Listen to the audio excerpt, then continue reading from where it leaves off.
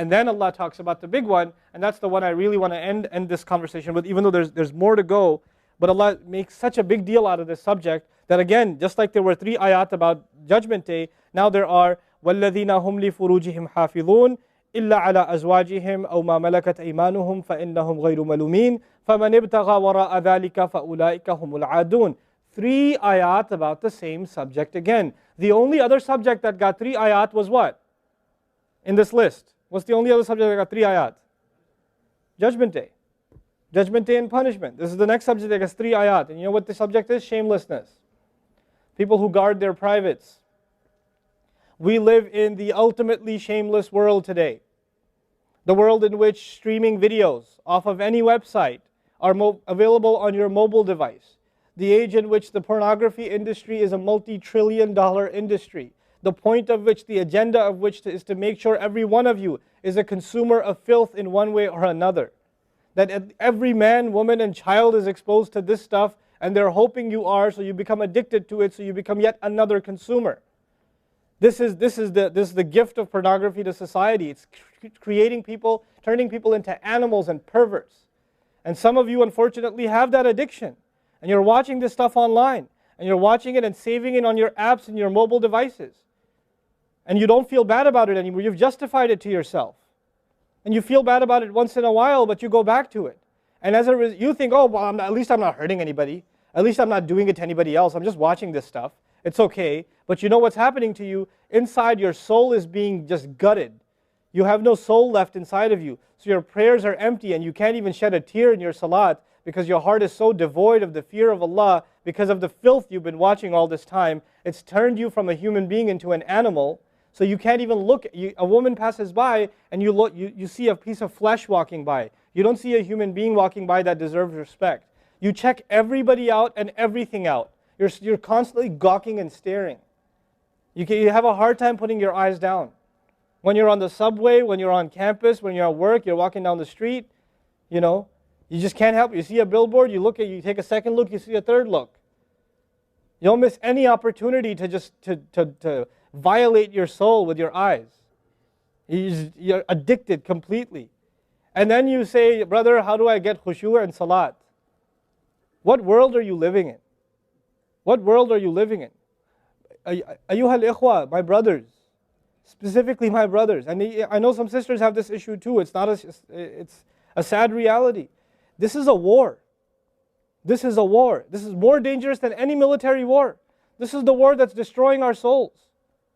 It's making its way into our homes. It's making its way, if I want to protect my children from this stuff as much as possible. But when my child goes to school, and it doesn't matter if it's Islamic school, there's a very high statistical likelihood that someone, a friend, with their iPod, with their mobile device, will say, hey, look at this. It's a very realistic, a thing nowadays. It's not far-fetched. And so I have to prepare my children for the filthy world that they're going to be brought up in. And there's no escape from this stuff anymore. There isn't. It's everywhere. It is everywhere. You have Islamic lectures followed up by, those YouTube puts those follow-up clips, and something will be filthy. Something will have to be filthy. And I don't think that's by accident. I'm not much of a conspiracy theorist, but I don't think that stuff is an accident.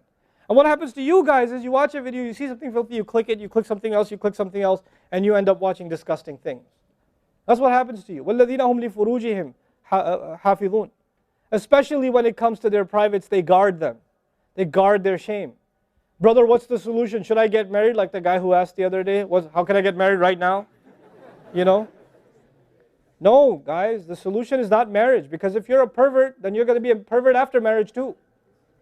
If you have no shame now, you will have no shame after marriage. Honestly. You think marriage is going to end your problems? No. Your problem isn't marriage. Your problem is spiritual in nature. Your problem is psychological in nature. You need help. You need to stop this. You need to stop hurting yourself like this.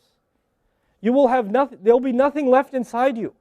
I just had an email from a teenager who's addicted to pornography, an anonymous email, 14, 15-year-old teenager. Says, I want to kill myself. I can't stop. I've been watching it since I was 11. My parents don't know. I read this stuff and I cry because he's not one. There's millions of Muslim kids like this. Millions. Millions of them. We have to help these people. We have to do whatever we can. And we don't have the trillions of dollars of advertising to counter that. We don't. And it's not realistic for me to say Facebook, YouTube, Twitter, internet, it's all haram. It's not realistic because it's a reality. It's as common as oxygen now. The only thing we can do is have a mature conversation about this and teach our youth to deal with this and navigate this and not fall into it. The elders that are here, stop watching Indian movies, man. Why are you sitting in a lecture talking about salat and the importance of salat and you don't guard your shame? Mother and daughter and husband and wife and sister sitting together watching whatever? God, come on. Stop. وَالَّذِينَ هُمْ لِفُرُوجِهِمْ حَافِظُونَ. They guard their privates. But guarding your privates doesn't mean you don't commit zina. It means everything that leads to the temptation. Everything that leads to it. They watch it. They guard it. They know it's under attack. They know that their shame is under attack. They realize that their weakness is their urges. Those urges that Allah put inside of us that are so strong. Allah put them there for a reason. He did. And every one of you have them. You don't have to, I don't have to have a dalil for you to have them. I know. The guys that are here. You all suffer that challenge every single day of your life. Especially in a city like this one. At least in Texas we're a little more conservative. Not that much more, but a little more. You know?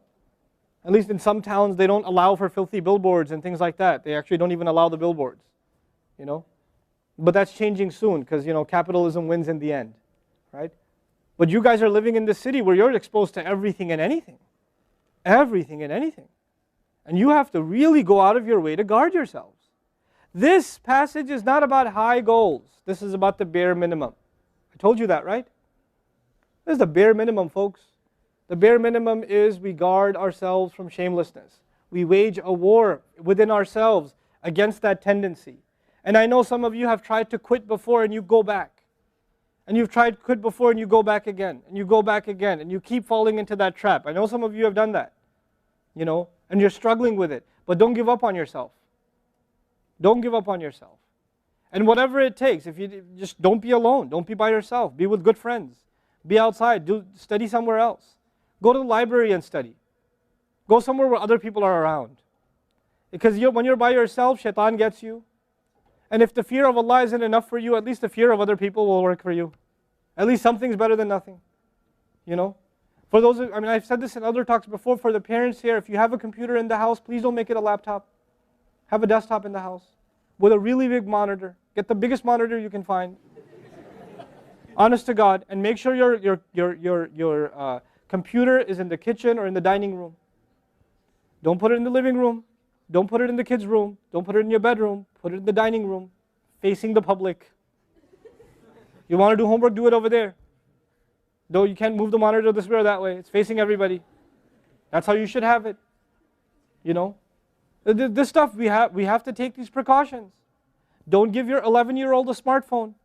What were you thinking? That's not very smart. Don't give them a smartphone. Why am I seeing kids in Islamic school, 5th graders, with iPhones? iPhone 5s. I don't have an iPhone 5.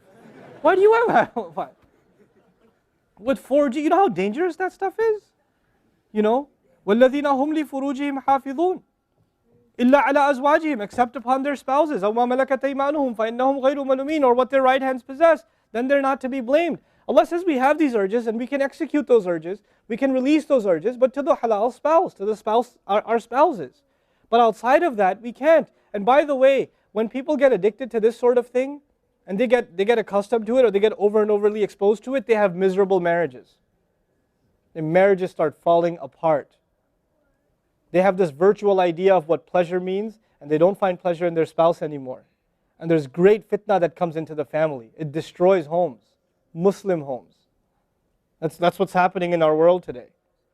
Allah talks about the people who make salah, and He says, I'm describing the people who make salah because this is the mawsuf, al-musallin, then alladhina, all the alladhinas, all the asma' mawsula here are the wasf, the sifa of it, which means the people of salah are the people who protect their shame, are the people who fear judgment day, are the people who, they are constant in their prayers.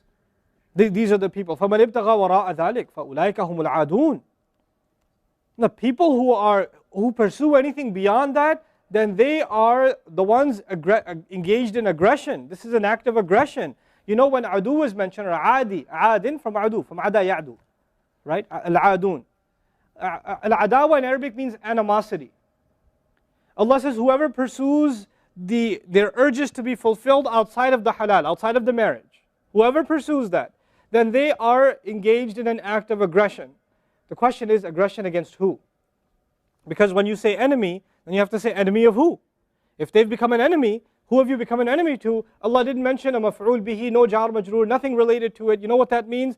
They are an enemy to themselves, their family. They become an enemy even to Allah's teaching.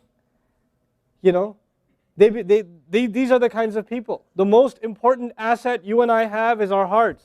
And this shamelessness destroys the hearts. It destroys it. The most precious thing you and I have to preserve is our iman.